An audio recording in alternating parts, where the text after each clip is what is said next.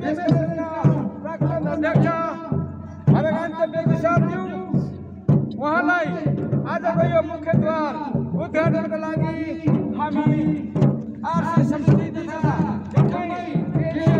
समितिको तर्फबाट अर्थन राखियो। दुई शब्द भन्नु मलाई अर्को खोइ अर्को सर यसले भन्नु हेलो छेउमा ल्याउनु न আজি सानो ल्याउनु काम गर्नु त लाइन সংলাপ অধিবেশনৰ প্ৰথম কাৰ্যসূচী বক্সলে সেৱা ल्याइदिनु অনুষ্ঠিত পুৰণ কমিশ্যন साउन्ड हाउस उसमा অনুষ্ঠানলৈ বিভিন্ন অসমৰ বিভিন্ন প্ৰান্তৰ পৰা অহা আমাৰ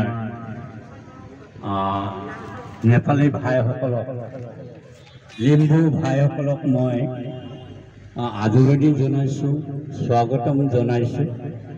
গতিকে মই এইমাত্ৰ মুখ্য তোৰণৰ দ্বাৰ মই উন্মোচন কৰিবৰ কাৰণে আগবাঢ়িছোঁ।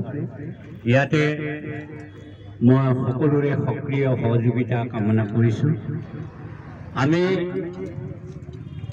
এটা কথা সদায় মনত ৰখা উচিত যে নিজৰ ধৰ্ম, নিজৰ সংস্কৃতি, নিজৰ ভাষা আমি অটুট ৰাখিব লাগে, আমি মেইনটেইন কৰিব লাগে।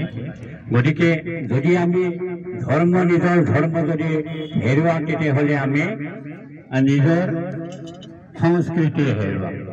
যদি আমি নিজৰ সংস্কৃতি যদি আমি হেৰুৱাম তেতিয়াহ'লে আমাৰ আইডেণ্টিটি, এই আইডেণ্টিটি আমি হেৰুৱাব লাগিব। গতিকে তাকে ইংৰাজীত কোৱা হয় loss of religion is loss of culture and loss of culture is loss of identity.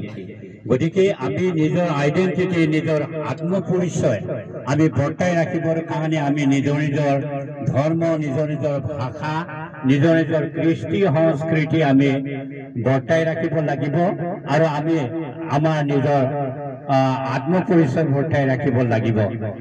আমি জানো যে নেপালীসকল অকল অসম বা ভাৰততেই নহয়, গোটেই পৃথিৱীতে সিঁচৰিত হৈ আছে। গতিকে তেখেতসকলৰ এটা অতি গুৰুত্বপূৰ্ণ তাৎপৰ্যপূৰ্ণ এটা বৈশিষ্ট্য আছে। তেখেতসকলৰ অতি শান্তিপ্ৰিয় আৰু তেওঁলোকৰ এটা বিশেষ গুণ আছে, সেইটো অতি সহজে সকলো পৰিস্থিতিতে সকলো জাতিৰ লগত সহজে মিলিব পৰা তেখেতসকলৰ এটা ডাঙৰ গুণ এটা আছে।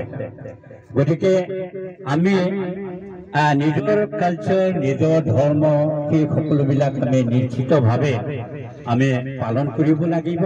আজি যিসকল ব্যক্তিয়ে এই সশক্তম এই অধিৱেশনৰ উদ্যোগীসকলক মই অতি সুন্দৰ পদক্ষেপ, তেখেতসকলে নিজৰ যিটো কৃষ্টি সংস্কৃতি পৰম্পৰা ৰক্ষা কৰিবৰ কাৰণে তেখেতসকলে যথেষ্ট কষ্ট কৰি এইখন আজি অধিৱেশন, দুদিনীয়া অধিৱেশন অনুষ্ঠিত কৰিছে। তাৰ কাৰণে মই তেখেতসকলক ধন্যবাদ জ্ঞাপন কৰিছোঁ। আৰু সেই দুদিনীয়া কাৰ্যসূচীত তেখেতসকলে যাতে সুকলমে সকলো কাৰ্যসূচীত অংশগ্ৰহণ কৰি সাফল্যমণ্ডিত হ'ব বুলি মই আন্তৰিকতাৰে কামনা কৰি মই আজিৰ এই মুখ্য দুৱাৰ উদ্বোধন কৰিবৰ কাৰণে আগবাঢ়িছোঁ। ধন্যবাদ। सबै म नमस्कार गरेर अहिले म मुख्यद्वारको फिता काट्नु अब आगबार गर्छु। Thank you.